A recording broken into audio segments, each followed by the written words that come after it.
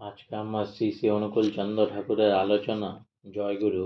একদিন বিকেলে শ্রী শ্রী ঠাকুর ও শ্রী বর্মা ঠাকুর বাংলার প্রাঙ্গণে পাশাপাশি দুইখানা চেয়ারে বসে আছেন। পূজ্যপাদ বরদা কাছে এসে দাঁড়িয়েছেন। তার দিকে তাকিয়ে শ্রী শ্রী ঠাকুর বলছেন, এ বড় খোকা, তোর পেট বড় হইছে কেন? বরদা উত্তর দিলেন, মা খাওয়ায়ে খাওয়ায়ে আমার পেট বড় করেছে। শুনে রসিক শেখর দয়াল ঠাকুরের একটু রসিকতা করার ইচ্ছা জেগে উঠল। বললেন, তিনি আমারও পেট বড় করে দেছে বড়বু। কাছে বসে আর একটু খাও, এটুকু আর বেশি হবে না না নে, এই করে আমার পেট বড় বানায়ে দিয়েছে। শ্রী শ্রী বর্মা অন্যদিকে মুখ ফিরিয়ে পিতা পুত্রের এই কথোপকথন শুনছেন আর মৃদু মৃদু হাসছেন। অতি মনোরম তথা হৃদয় গ্রাহী সংসার চিত্র। পূজ্যপাদ বরদা রোজই এসে আগে শ্রী শ্রী বর্মার কাছে যেতেন, তাকে তরি হতে বলে শ্রী শ্রী ঠাকুরের কাছে আসতেন। একদিন বরদা এসে ঠাকুরকে বললেন, আজ মার শরীর ভালো লাগছে না, মা যাবেন না? পূজ্যপাদ বরদা নিজেই ড্রাইভ করে হাডসন গাড়িতে করে পিতৃদেব ও মাতৃদেবীকে বাসভবনে নিয়ে যেতেন সকাল 8টার সময়। আপনি চলেন আপনি চলেন যাই।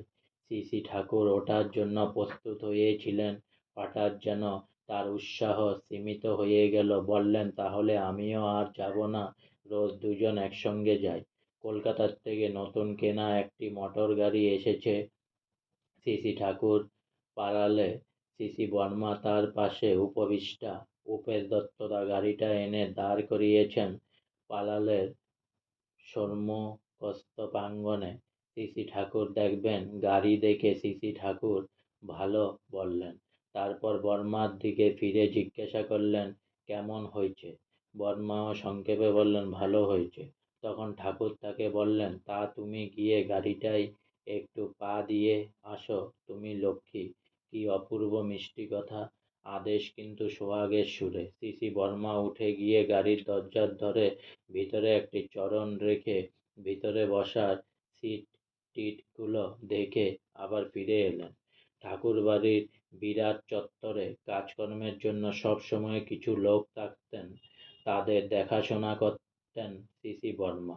ওদের সঙ্গে কিছু কুকুর ও বিড়াল তার পোষ্য ছিল। প্রতিদিন ঠাকুর ভোগ হয়ে গেলে তারা আহারের জন্য শ্রী শ্রী বর্মার রান্নাঘরের সামনে বসে থাকত।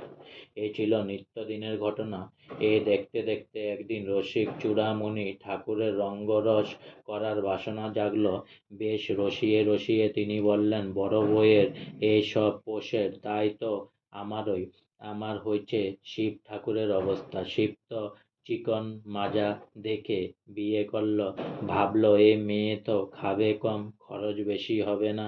শেষকালে দেখে তার বউ দ্বিগুণ বিয়ে বইছে।